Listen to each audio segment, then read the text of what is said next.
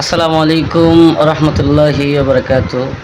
সম্মানিত মুমিন মুসলমান ভাই ও বোনেরা, আজকে লাইভে আলোচনা করব যে কিভাবে আমরা বুঝতে পারবো যে একজন মানুষকে জিনে আসর করছে।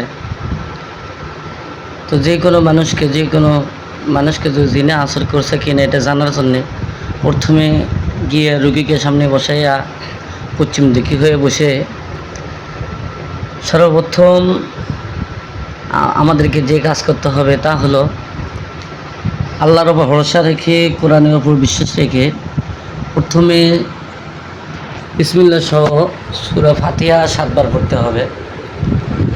তো 7 বার সূরা ফাতিহা পড়ার পরে রুগীকে ফু দিতে হবে। অতঃপর 7 বার আয়াতুল কুরসি পড়তে হবে, অতঃপর রুগীকে ফু দিতে হবে। অতঃপর সূরা কাফিরুন 7 বার পড়িয়া রুগীকে ফু দিতে হবে। অতঃপর সূরা ইখলাস 7 বার পড়িয়া রুগীকে ফু দিতে হবে। তারপর সূরা ফালাক 7 বার পাঠ করিয়া রুগীকে ফু দিতে হবে। অথবা সূরা নাস 7 বার পড়ে রুগীকে ফু দিতে হবে।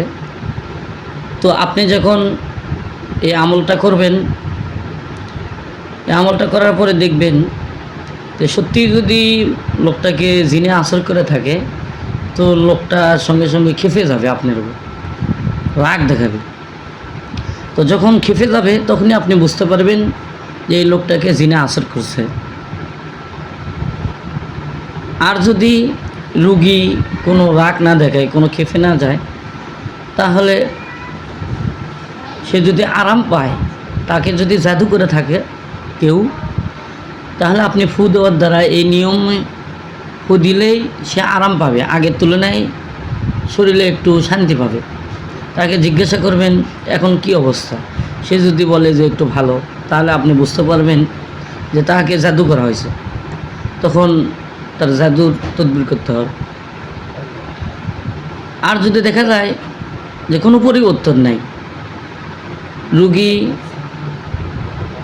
রাগও দেখাইতেছে না এবং সুস্থতা অনুভব করতেছে না, তাহলে বুঝতে হবে যে তাকে কোনো জিন পুরে আসর করে নাই এবং কোনো জাদু করা হয় নাই, বরং এটা তার শারীরিক রোগ। এর জন্য তাকে চিকিৎসা করতে হবে, ডাক্তারি চিকিৎসা করতে হবে। এই 3 পদ্ধতির যে কোনো একটা অবশ্যই হবে।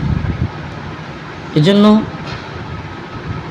আমরা প্রথমে যা এই আমলটা করব, করার পরে যেটা আমাদের কাছে ধরা পড়বে, যদি জিনপুরির আসর হয় জিনপুরির তদবির করতে হবে, যদি জাদুর আসর হয় তো জাদুর তদবির করতে হবে। আর যদি শারীরিক উন্নতি না দেখা দেয় তাহলে ডাক্তারি চিকিৎসা করতে হবে। আমি এর পরবর্তী ভিডিওতে আপনাদেরকে জানাবো কিভাবে একটা জিনকে বন্দি করা হয়, কিভাবে হাজির করা হয় এবং তাকে ধাপে ধাপে কিভাবে শাস্তি দেওয়া হয়। আর যদি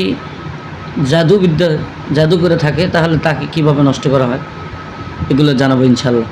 আপনারা আমার ইউটিউব চ্যানেলে আমার পাশে থাকবেন, আমার ইউটিউব চ্যানেল সাবস্ক্রাইব করে আমার পাশে থাকেন। ইনশাল্লাহ আমি ধীরে ধীরে সবগুলো জানাবো ইনশাল্লাহ।